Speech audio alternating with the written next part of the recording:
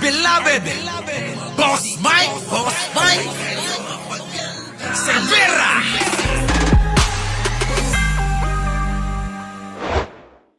At sa ating presiding officer, Oh, sang pakinggan naman natin ito. Andali, eto muna. Wait lang ha. Meron pa yata rito eh.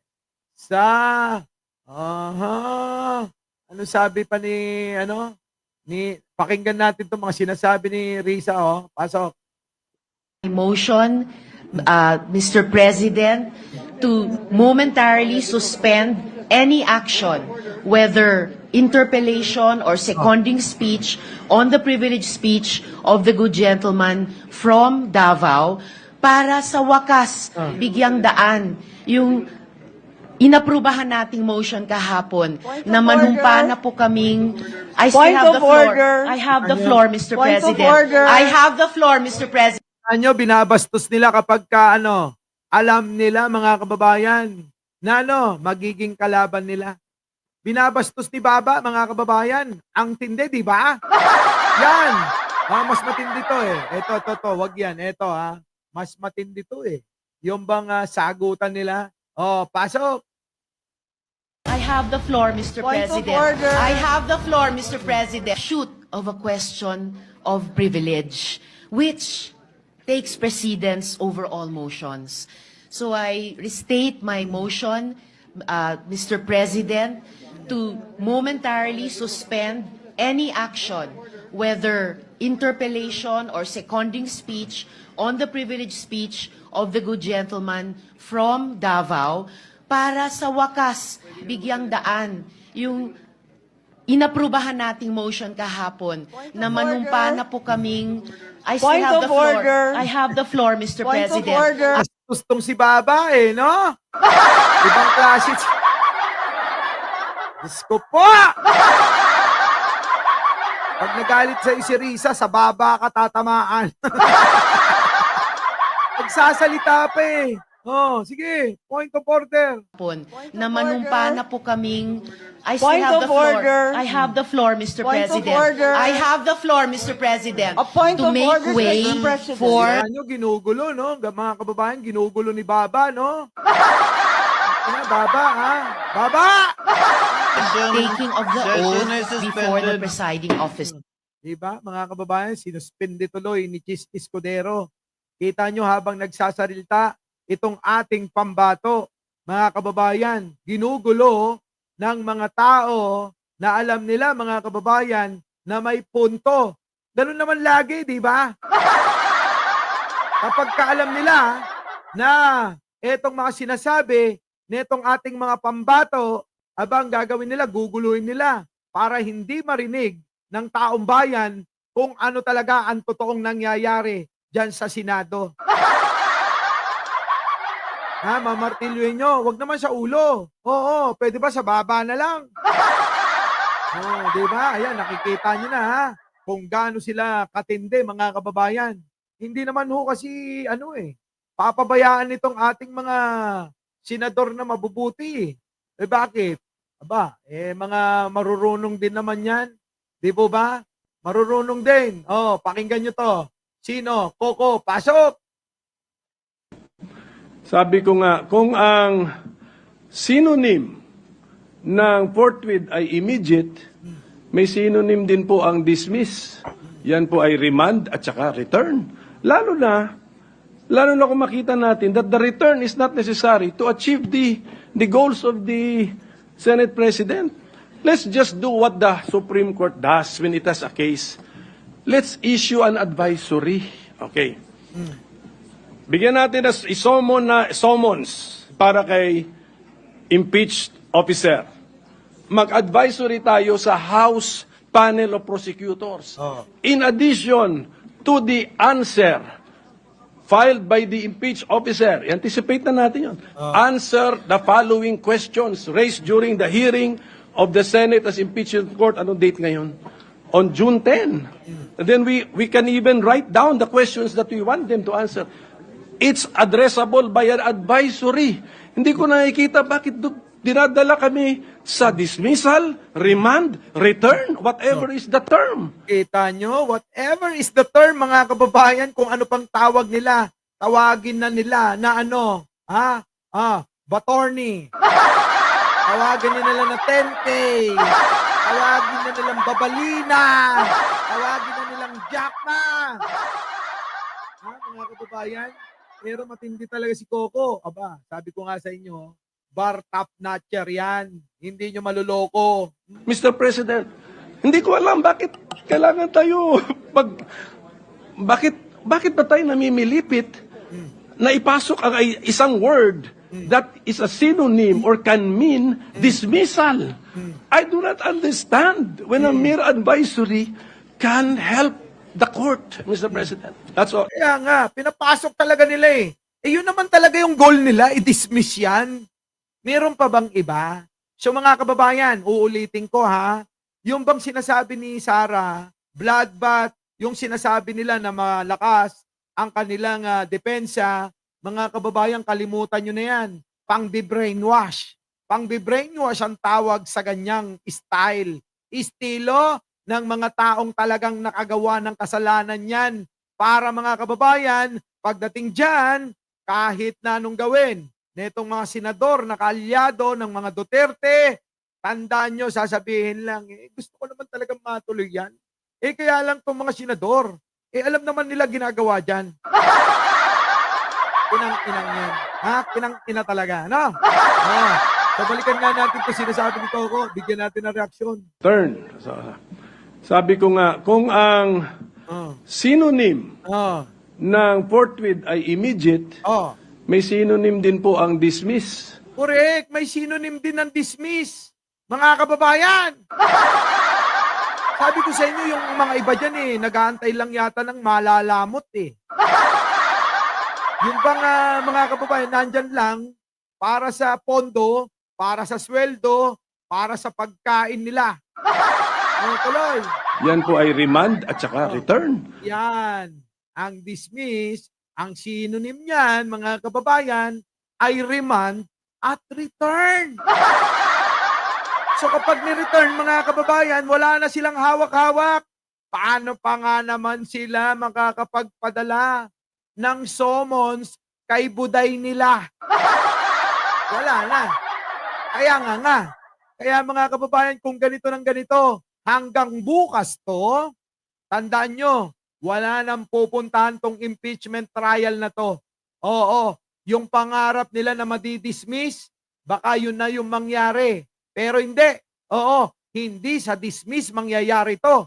Kung hindi, sa pautay-utay nila, pa-delay-delay nila, pachuchay nila. Patutoy ba? Lalo na kung makita natin that the return is not necessary to achieve the goals of the Senate President. Let's just do what the Supreme Court does when it... Yan, dun dapat. Kung ano yung ginawa ng Supreme Court, mga kababayan, dun tayo. Dun tayo sa Constitution, dun tayo sa batas. Hindi yung gagawa ka ng sarili mong interpretasyon sa batas. Tulad nga ng sinabi, Miriam Santiago, abay bumasa ka ng Constitution, abay may sarili kang interpretasyon.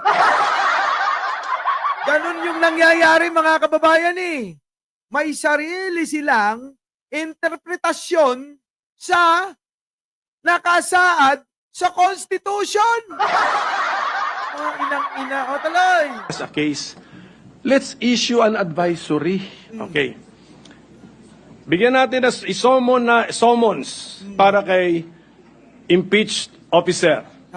Mag-advisory tayo sa House Panel of Prosecutors. Correct. In addition to the answer filed by the impeached officer, anticipate na natin yun.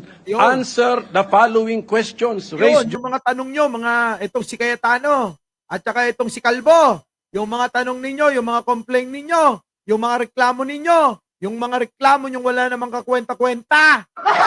Tanong lang, kailangan ibalik nyo pa.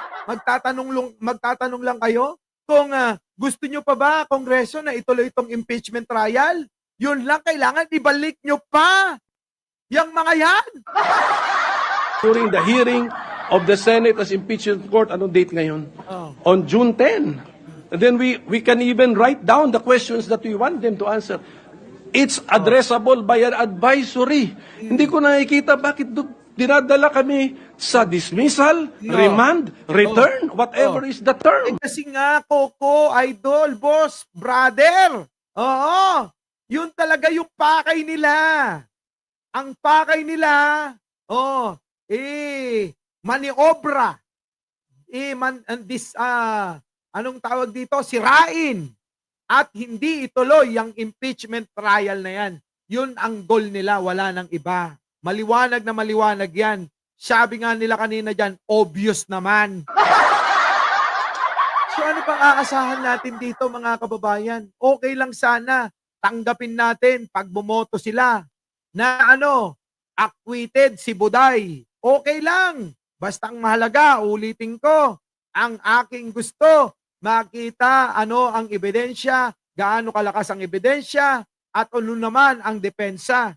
Kung gaano naman kagaling dumipensya itong pinagmamalaki ni Sara Buday na kanyang mga abogadong mga bata. Huwag abogatong. Baka sabihin, humihingi ng tong.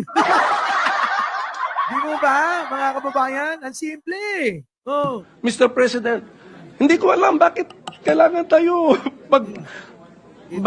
bakit ba tayo namimilipit? Yan, namimilipit sila. Siya gusto nila na ipilit. Namimilipit sa gustong ipilit.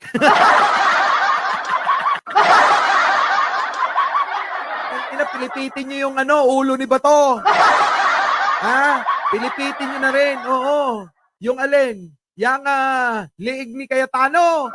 Alam niya. Diba mga kababayan? Oh, bakit kayo namimilipit? Ha? Bakit? Yun ninyo pinipilit. Oh, ganun lang eh. Namimilipit na pinipilit na ma-dismiss ang impeachment trial ni Buday. Grabe, no? Daig pa talaga mga hinayupak na to na exorcist daw.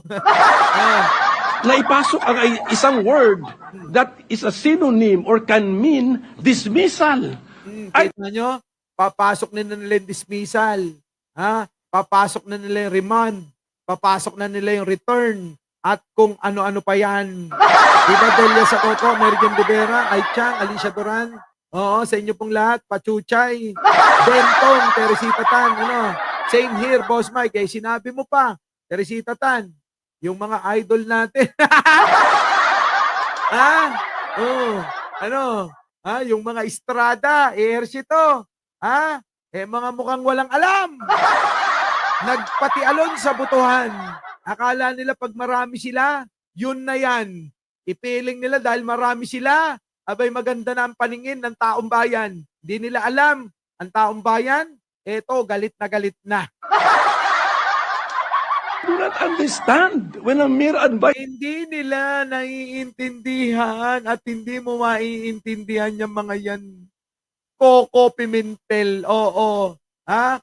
Kita mo yung itsura mo. Buong mukha mo na, kulubot na. Kakapaliwanag dyan. Hindi pa rin nila talaga iintindihin kasi sarado na mga isip ng mga yan. History can help the court, Mr. President. That's all I want to say. Grabe na. Matindi na. Ito, mga kababayan. Ano pa ba sabi ni Sherwin? Pasok. About the majority vote. No? But if you ask me, maganda sana na pag-usapan yan during the trial proper kasi yun transparent at fair sa lahat.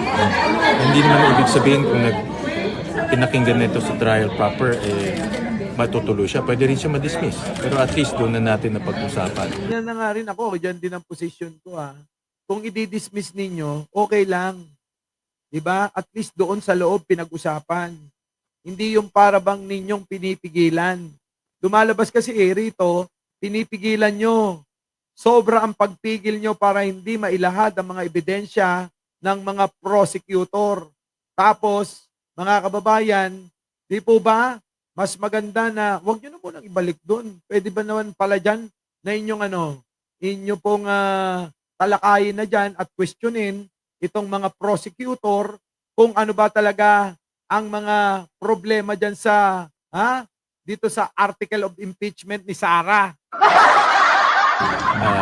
And yun yung proper procedure. No? Mag-convene na, magkaroon ng trial at ilalabas. Ako naniniwala ilalabas rin ng depensa. So, Siyempre, mga kababayan, yung tinatanong nila, lalabas din naman ang depensa. Ito kaya nga paulit-ulit na lang tayo na talagang delaying tactics itong ginagawa nila. Talaga bang di-delay nila para nga naman mapaabot pa nila sa susunod na mga kongreso na uupo. Yun lang. so sana doon na pag-usapan. Are you disappointed? Ang sabi niya, sir, premature. Well, ako kasi I am following precedents. Kung ano nangyari kay yung mga dating impeachment, dapat sinundan natin yun, in my opinion, dahil klaro kung ano yung mga next steps. Hindi tayo na wawala sa direksyon. With this new intervention, in my opinion, dahil bago siya, parang uncharted territory na. Hindi natin alam kung ano yung mga susunod na steps. In fact, hindi natin nakausap yung House of Representatives, so hindi rin natin alam kung ano yung kanilang magiging reaction. So are you worried, sir? I am probably concerned because without any precedents, then we don't know what's going to happen. So let's see kung ano yung mga. Kita nyo, hindi na sigurado kung ano mangyayari dyan. Sabi ni Alfredo Senior Diamante, walang trial, dinismiss na, grabe. Sa mahirap kulong na wala pang trial, yan na nga bang sinasabi? Kapag ka mayaman tulad ni Buday, makapangyarihan, mga kababayan, abay, kita nyo, red carpet pa yan. Pagka mahirap, nakagawa ng kasalanan, nagnakaw ng isang pirasong tinapay, kinukulong agad nila. Pero itong bilyon-bilyon ang usapin sa pagnanakaw ni Buday, Sara Duterte, mga kababayan, aba, ito ang mga kaalyado sa pangunguna ni Bato, Bongo, Aimee, at ni Robin. Nako, mga kababayan, ayan ang nangyari. Tomorrow, sir, anong schedule? Yun nga, wala pa. Kasi nga may bagong, yun nga yung sinasabi ko dahil nga may bagong resolution, nagbago yung schedule. Kasi dapat bukas magbabasa na ng articles of impeachment. Dapat, kita nyo, magbabasa na ng article of impeachment. Kaso, mga kababayan, yung babasahin nila, ibalik nyo muna ron. Walang niya, ibalik nyo muna, tanungin nyo muna kung interesado pa ba sila. At saka tanungin nyo na rin, kasi may question tayo. Ibalik nyo para doon tanungin. Di po ba? Grabe, no? Yeah, proper procedure. So, but hindi na matutuloy bukas. So we're waiting for So wala ngayon, wala. Nga mga kababayan. Nga. the schedule of SP, kung ano yung mga schedule. Unprecedented. Sa mangyayaring ito, tama itong si Benjamin Bernardo. Kapag ito walang nangyari dito, mga kababayan, lalong lalakas ang loob ng mga politikong mga buwaka ng inanto na magnakaw sa kaban ng bayan. Tandaan nyo yan. Kapag walang nangyari dito, kapag walang nalinaw rito, ang mga politiko, tandaan nyo, lalong lalakas ang loob na magnakaw ng kaban ng bayan. Totoo yan, mga kababayan, maniwala kayo. Is that Yeah, because if you look at yung kay former President, former Jose Tango, Justice Corona, kay Mercedes, although kay Mercedes, diba, nag-resign. But if you look at those three, wala namang remand. So, nagtuloy-tuloy lang. And you can question everything pag nag-impeachment trial na tayo. Pwede question yung validity, which I would want to participate in that question. Sir, will this affect the credibility, integrity, reputation ng Senate? I really ay nako, syempre, Nakasalalay yan dyan. Kayo, at tanong ko mga kababayan, tanong ko lang tanong ko lang. Para sa inyong opinyon at pananaw, may kredibilidad pa ba ang Senado, mga kababayan ko? Ulitin ko yung aking tanong. Tanong ko lang. Para sa inyong opinyon, may kredibilidad pa ba ang Senado para sa inyo, sa nasaksihan nyo, nakita nyo, napanood nyo, na nangyari kahapon dyan sa Senado? Paki-press 1 sa mga dismayado at wala na para sa kanilang kredibilidad ang Senado. Our beloved Boss Mike Cervera.